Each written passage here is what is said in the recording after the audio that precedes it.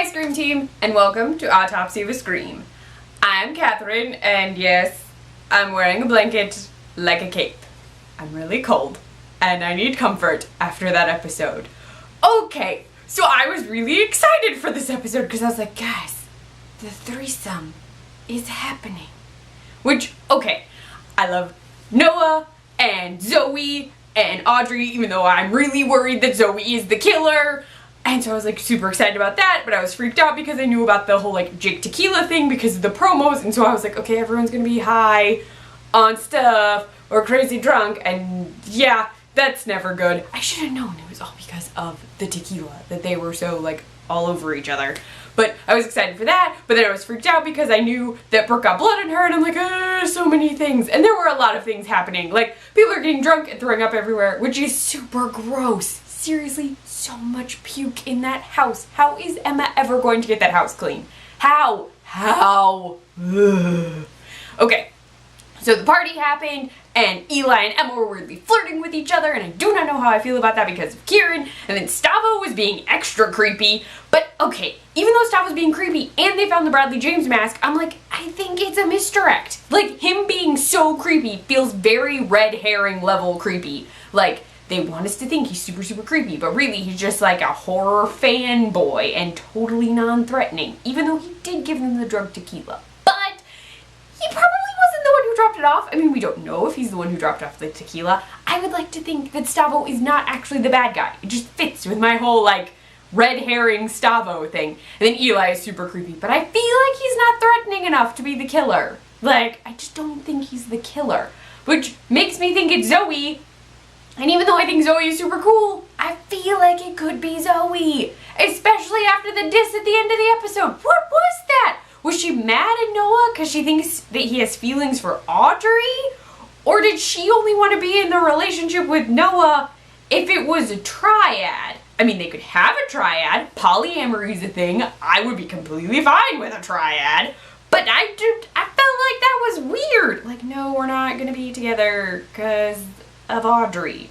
But I couldn't tell if she was literally saying, like, you need to get over your feelings for Audrey, or we all need to have feelings for each other, and if we don't, it's not a thing. I don't know. I feel like that was very, like, psychological on her part, and I don't know. Okay, so now we're gonna delve into the huge, giant, ending, creepy thing that made me need this blanket. Brooke got carried. And not even, like, okay carried. She got super gross carried. Okay, if you haven't seen Carrie, the original, not the remake, go watch it, go find it, you'll figure out what I'm talking about. Okay, so in Carrie, a bucket of pig's blood gets dropped on her. Just pig's blood, which, while gross, comes from a pig, not a person. Brooke had Jake blood dumped on her. Jake. The guy she liked, the guy she was dating. Well, okay, they had a fight, but still, she liked Jake. And now she's covered in Jake.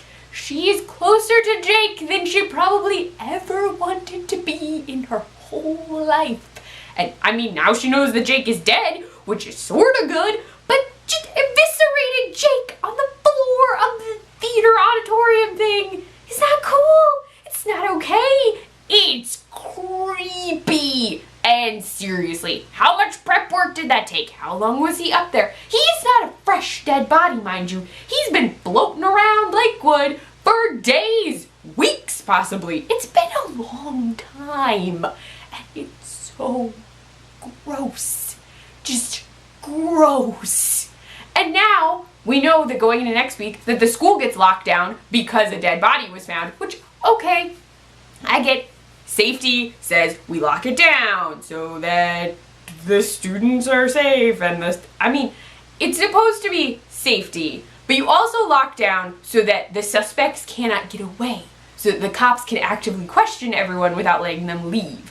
So the idea that the killer is locked inside with them is totally logical, because in an investigation, you want the killer trapped inside.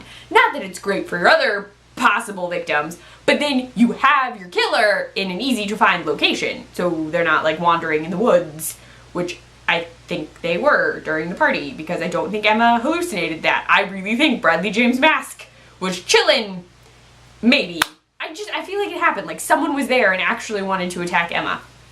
I don't know. That episode was crazy. The puke, the kissing, the puke, really. The blood. Somehow the puke grossed me out more than the blood because I was like, so much puke. It's so much. It's everywhere. It's on the entire house. Like literally, everyone probably threw up on everything. That house is going to smell disgusting forever. Even if her mom does have special, like, medical examiner cleaning supplies, still gonna smell really gross for a really long time. Ugh. Anyway, so there's my autopsy of Scream this week. I really do think it's Zoe. Like, I have this pet theory that it's Zoe. I think Stavo is the red herring. I don't think it's Stavo. It's just too obvious if it's Stavo.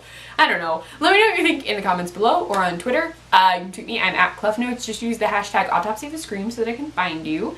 You can also find me at my blog, clefnotes.wordpress.com, or for the Nerdy Girl Express, nerdygirlexpress.com, or on their Snapchat, the Nerdy Girl EXP, and I post recipes on the iZombie Sport Group site, iZombiesportgroup.com. Bye, guys.